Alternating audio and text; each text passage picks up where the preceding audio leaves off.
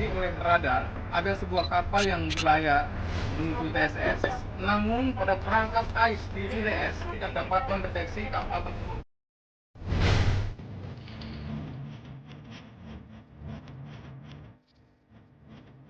Saat ini saya sedang berlayar di Selat Sunda, salah satu jalur transportasi laut tersibuk di Kepulauan Indonesia.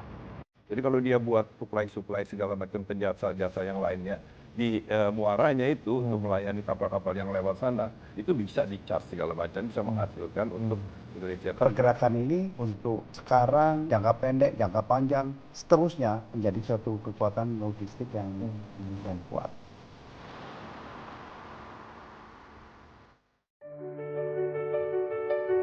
Saat ini saya sedang berlayar di Selat Sunda, salah satu jalur transportasi laut tersibuk di Kepulauan Indonesia.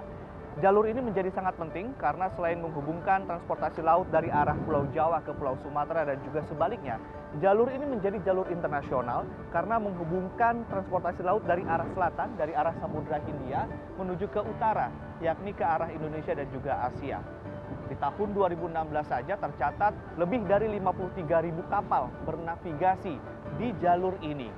Dan bisa dibayangkan betapa sibuknya jalur ini dan bisa juga dibayangkan apa saja resiko yang bisa muncul.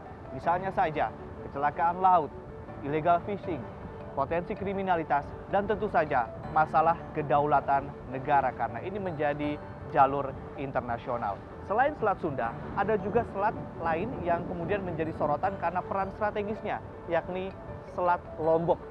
Bagaimana masalah-masalah ini dipecahkan? Ikuti perjalanan kami di The Nation kali ini.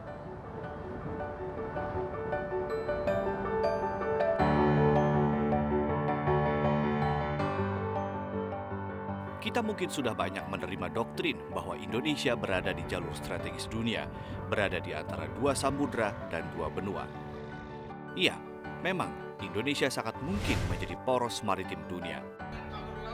Namun faktanya selama ini pihak yang diuntungkan justru Singapura dan Malaysia di Selat Malaka, sebuah jalur perdagangan dunia paling sibuk di dunia. Lakukan radio cek. Indonesia sendiri memiliki setidaknya 3 jalur utama alur laut strategis yang jika dimanfaatkan dan memiliki keamanan yang dijamin dengan standar internasional, maka berpotensi untuk menjadi primadona jalur transportasi laut untuk perdagangan internasional. 3 jalur itu adalah Alki 1, 2, dan 3. 2 jalur diantaranya terbilang sibuk, yakni Selat Sunda dan Selat Lombok. Pakar maritim yang sudah malang melintang di dunia kemaritiman menjelaskan potensi dan permasalahan di Selat Sunda dan Selat Lombok ini. Sebetulnya kalau Selat Sunda dan Selat Lombok itu ada 100% milik Indonesia.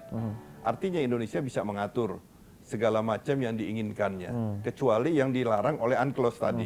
Jadi kalau dia buat supply segala macam jasa yang lainnya di muaranya itu untuk melayani kapal-kapal yang lewat sana, itu bisa di-charge segala macam, bisa menghasilkan untuk Indonesia. Karena seperti kapal-kapal yang mau masuk ke Australia, yang tujuan ke Australia, itu pasti akan lewat Selat Lombok karena pasti lebih dekat. Kita kan ada Selat Sunda yang tidak jauh juga dari Selat Malaka kalau dari lokasi begitu ya. Ada juga Selat Lombok yang juga strategis sebetulnya. Betul. Nah, bolehlah kita kalah di Selat Malaka, tapi apakah kita bisa mengoptimalkan Selat Sunda dan juga Selat Lombok? Nah, kalau Malaka sebetulnya saingan di Selat Sunda. Kalau Selat Lombok lain lagi, itu arahnya buat ke Australia. Ya, karena itu menghubungkan, kalau Selat Sunda menghubungkan dari lautan India dengan lautan China. Nah, ini yang jadi kendalanya, Selat Sunda itu lebarnya hanya 9 mile. Kedalamannya 100 meter. Nah, itu yang jadi kendala. Panjangnya itu 9 mile, lebarnya cuma 3 mile. Iya, kedalamannya 100 meter, kedalaman tidak masalah. Nah, ini yang menjadi kendala kekurangannya sebetulnya, pendek sekali gitu ya. Itu bisa saja dijadikan persaingannya kalau memang kita memberikan fasilitas seperti yang bisa diberikan oleh Singapura. Terkait untuk mengoptimalkan potensi bisnis lah, tadi Anda sebutkan beberapa kali soal logistik, soal pergantian kapal dan segala macam di area perdagangan internasional ini. Ini kan kalau kacamata bisnis mungkin melihat ini ada peluang. Tetapi apakah butuh regulasi atau butuh formula khusus dari pemerintah agar kemudian ini ekosistemnya bisa berkembang dengan baik seperti di Singapura dan Malaysia?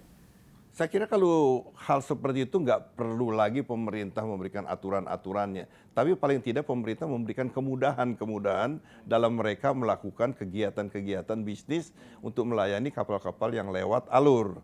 Tapi jangan diatur kalau itu ya, kemudahan-kemudahannya sendiri. Bagaimana izinnya, bagaimana lahannya, bagaimana mekanismenya. Itu di sana harus diberikan kemudahan-kemudahan supaya kita tuh siap untuk memberikan pelayanan mereka dengan cepat. Dengan kata lain, Indonesia sebagai negara kepulauan yang sangat besar selama ini telah kehilangan potensi yang sangat luar biasa di Selat Malaka. Namun jika mau, Indonesia bisa memanfaatkan Selat Sunda dan Selat Lombok serta mengoptimalkan segala macam potensinya.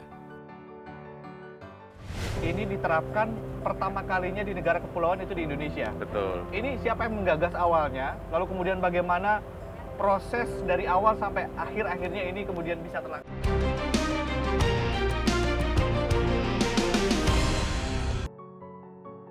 Pemirsa, seperti kita ketahui bahwa ada dua selat yang menjadi fokus pemerintah dalam membangun poros maritim dunia, yakni Selat Sunda dan juga Selat Lombok. Nah, kita akan lihat satu persatu terlebih dahulu jalur di Selat Sunda. Ini adalah gambaran tentang traffic atau lalu lintas di Selat Sunda, di mana di tahun 2018 saja terdapat lebih dari 53.000 kapal yang bernavigasi di kawasan Selat Sunda. Nah, di tahun 2038 nanti diprediksi akan ada lebih dari 78.000 kapal yang bernavigasi di kawasan Selat Sunda.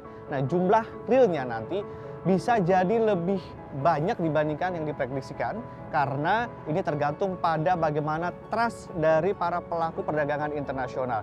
Jika kawasan itu dinyatakan aman, nyaman untuk dilakukan sebagai tempat lalu lintas perdagangan internasional, maka jumlahnya akan jauh lebih dari prediksi ini. Namun bisa kita lihat pemirsa di sini untuk jalur transportasi di Selat Sunda sangat ramai dan di tengah-tengah Selat Sunda ini ada Pulau Sangiang, pulau yang merupakan sebuah kawasan konservasi alam yang harus dilindungi. Di sisi lain, kita akan memperlihatkan data lain yakni data kecelakaan transportasi laut yang terjadi di Selat Sunda. Jumlahnya cukup banyak dan kecelakaan-kecelakaan laut ini tidak hanya mengakibatkan korban jiwa, tetapi juga mengakibatkan potensi kerusakan alam dan juga kerusakan lingkungan yang terjadi di kawasan-kawasan konservasi alam. Kenapa? Karena dengan kecelakaan laut terdapat atau akan ada potensi karamnya kapal, tumpahnya minyak, dan ini merusak lingkungan tentunya. Dan ketika lingkungan rusak, maka dunia internasional tidak akan memberikan kredibilitas atau tidak akan memberikan kepercayaan untuk kawasan ini menjadi kawasan transportasi internasional, khususnya untuk laut. Tentu dengan adanya Selat Malaka yang sudah terlebih dahulu matang sebagai jalur lalu lintas laut internasional, maka kawasan ini bisa juga direplikasi di Selat Sunda maupun juga di Selat Lombok untuk mendapatkan benefit ekonomi yang lebih baik untuk Indonesia.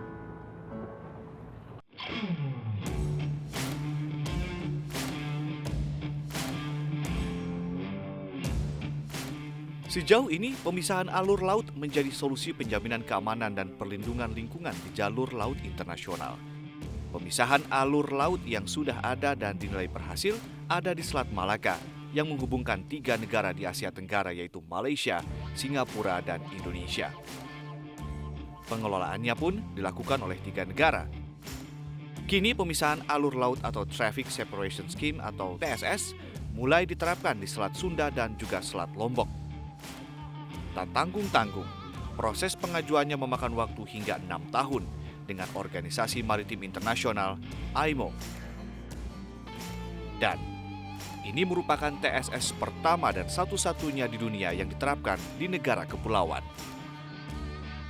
Apa sebetulnya solusi yang dapat dipecahkan oleh TSS?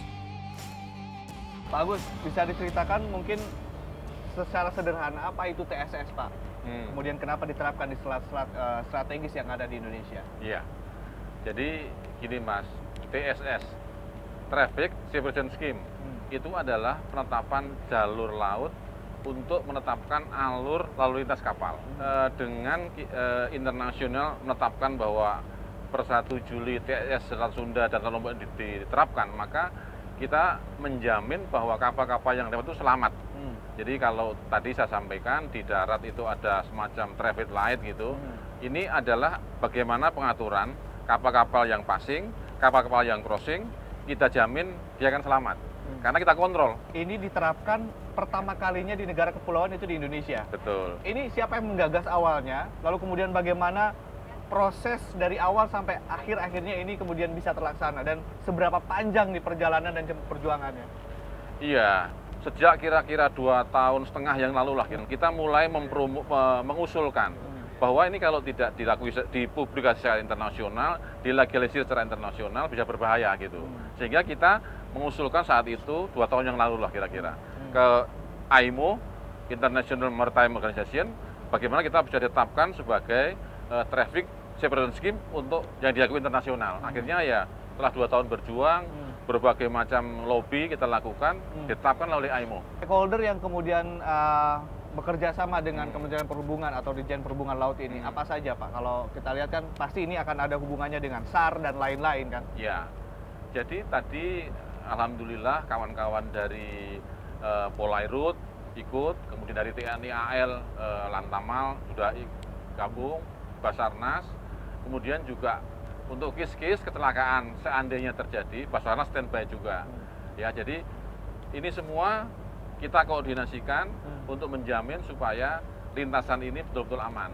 Bahkan kalau ada, katakanlah tadi ada kita simulasi misalnya ada kebocoran minyak misalnya atau polusi, kita bisa atasi juga. Termasuk kalau ada mungkin nanti kebakaran atau apapun, kita sudah siap di situ.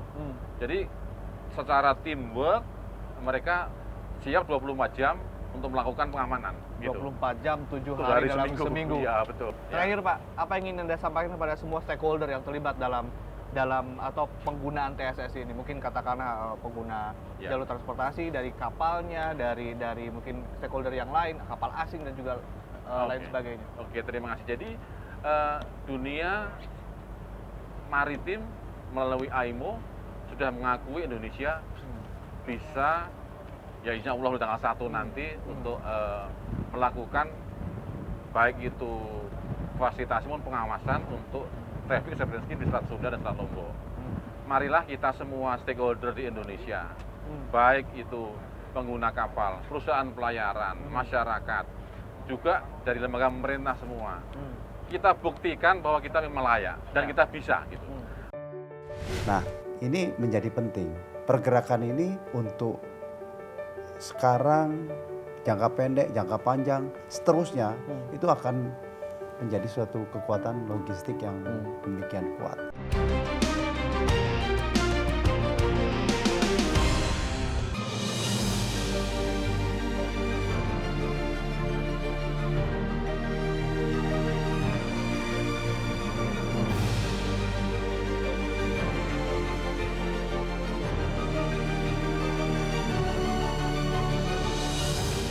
Ya pemirsa, jika tadi kita menyimak secara garis besar apa itu TSS, nah sekarang kita ingin tahu bagaimana sebetulnya cara kerja dari TSS dalam mengatur lalu lintas transportasi laut, khususnya di Selat Sunda dengan Pak Pujo. Apa kabar Pak? Baik. Baik. Pak Pujo, ini peta Selat Sunda ya? Ini di Jawa, ini Sumatera. TSS-nya ada di ini? TSS ada di jalur Alki, antara di Selat Sunda, antara Sumatera dan Jawa. Ini yang ada gambar biru muda ini, atau ini ya, ini adalah jalur TSS yang sudah memisahkan kalau kapal yang berlayar dari arah selatan, dari Samudra Hindia mau ke arah Laut Jawa ke utara, dia harus melintas di sebelah sisi kanan dari garis peresennya. Kalau dari arah sana, misalnya dari Asia ya, utara Jawa ya, harus lewat sisi sebelah kanan ya. Sebelah sini. Ya. Oke, jadi dipisah. Tadinya emang lalu lalang begitu saja begitu? Iya, tadinya nggak ada. Tadinya untuk penyekatan traffic ini tadinya nggak ada. Setelah diperjuangkan oleh Kementerian Perhubungan dan juga instansi dari Kemlu segala macam, akhirnya dari IMO menetapkan Indonesia berlaku sistem TSS di Selat Sunda dan juga Selat Lombok. Iya. Oke. Ini kan sudah mulai diatur nih Pak, yang mau masuk ke arah sini, yang mau keluar ke arah sini. Bagaimana pengaturan kalau untuk yang lalu lintas feri nih, angkutan laut dari Siap untuk penyeberangan. iya Jawa Iya. dari Merak ke Bakahuni dan Bakahuni. sebaliknya. Ya, jadi untuk penyeberangan Merak Bakahuni juga sudah ditentukan untuk jalur-jalurnya. Di sini sudah ada tanda-tandanya bagaimana kalau dari Bakahuni mau menuju ke Merak, dia harus melalui lewat di precaution area di sisi sebelah selatan. Pertanyaan masyarakat umum adalah apa sih sebetulnya dampaknya terhadap ekonomi Indonesia, khususnya saat ini sedang gencar-gencarnya mempromosikan poros maritim dunia. Ini jalur ini sebenarnya strategis, Mas. Kita di sini kalau nanti banyak kapal yang berlalu lalang di sini, sekarang itu yang utara selatan itu sekitar dalam 1 bulan sekitar 400 sampai 500 kapal dalam sebulan. Kalau untuk penyeberangan itu sekitar 1.400-an Dalam sebulan. sebulan. Ini di sini kalau udah ada banyak kapal yang melintas di sini, kita bisa nanti akan kedepannya bisa menentukan area-area yang aman di sekitar TSS ini untuk sama-sama bunker. Kapal mau dari Australia atau mau dari Australia mau kemana ke arah Cina atau apa, dia kehabisan BBM atau butuh bunker, air tawar, permakanan, logistik, kita bisa sediakan di luar area sini. Oke. Tentukan daerah yang aman untuk area bunker, untuk area ship to ship. Oke. Ini daerah yang daerah alternatif yang menarik ya untuk Iya. transportasi dari Iya. Australia menuju Cina misalnya Iya. lewat sini ya, karena memang lebih efisien dibandingkan memutar ke Mutar, daerah mana. ya, benar. Artinya ini kedepannya menjadi masa depan untuk Ya. pelayaran. Sebagai gambaran besar, kenapa TSS begitu penting dan apa langkah ke depan dalam memajukan 2 jalur perdagangan Selat Sunda dan Selat Lombok, kami juga berbincang dengan Menteri Perhubungan Budi Karya Sumadi. Jadi gini, kan sekarang ini kalau kita bicara pergerakan perdagangan itu ada dari Eropa, dari Timur Tengah ke China, Korea, Jepang, dan juga Australia. Pergerakan paling besar itu di sini. Paling besar di situ. Nah, oleh karenanya yang mendapatkan amanah itu Selat Malaka sekarang ini. Tapi Selat Malaka sudah penuh sekali. Crowded. Sudah crowded sekali gitu. Sehingga memang beberapa kapal sudah mulai mencari alternatif. Ya, kalau dia tidak punya kepentingan di Singapura, Malaysia, dan daerah itu, mereka sudah menggunakan Selat Sunda atau Selat Lombok. Ya. Nah, ini menjadi penting. Pergerakan ini untuk sekarang, jangka pendek, jangka panjang, seterusnya itu akan menjadi suatu kekuatan logistik yang demikian kuat. Ya. Apakah sudah ada, katakanlah dari Kementerian Kemaritiman dan Investasi atau mungkin kementerian yang lain sudah akan menyambut Pak untuk juga mengembangkan ikut TSS ini? Kan tadi Bapak bilang bahwa silakan kementerian dan lembaga yang lain untuk kemudian ikut meramaikan proyek ini untuk mengundang investasi sebanyak-banyaknya. Apakah sudah ada ke arah sana? Ya, Kementerian Maritim dan Investasi memang sudah mengajak kita bicara untuk memetakan ya potensi yang ada dan yang akan ada di sana. Karena perencanaan bagi suatu daerah-daerah yang strategis ini harus dalam. Jangan sampai nanti kita bangun justru menghabiskan investasi. Pak Presiden selalu mengatakan bahwa setiap rupiah yang kita belanjakan seyogyanya menjadi proyek yang bermanfaat untuk masyarakat. Jadi kalau kita tidak persiapkan dengan baik, ini bisa tidak maksimal. Oleh karenanya saya segera akan rapatkan dengan Pak Luhut ya untuk bicara tentang potensi-potensi ini. Kita telah banyak kehilangan peran dan keuntungan di Selat Malaka. Namun bukan berarti kita tidak bisa mengoptimalkan Selat Lombok dan Selat Sunda. TSS merupakan langkah strategis sebagai fondasi awal. Langkah selanjutnya adalah menjadikan Singapura sebagai benchmark dalam memanfaatkan posisi strategis dalam kemaritiman. Mengundang pihak swasta untuk mengembangkan infrastruktur dan berbagai bisnis di sepanjang jalur-jalur strategis seperti di Selat Sunda dan juga Selat Lombok. Bukankah kita bermimpi jadi poros maritim dunia? Untuk itu, mari kita wujudkan bersama-sama. Metro TV, knowledge to elevate.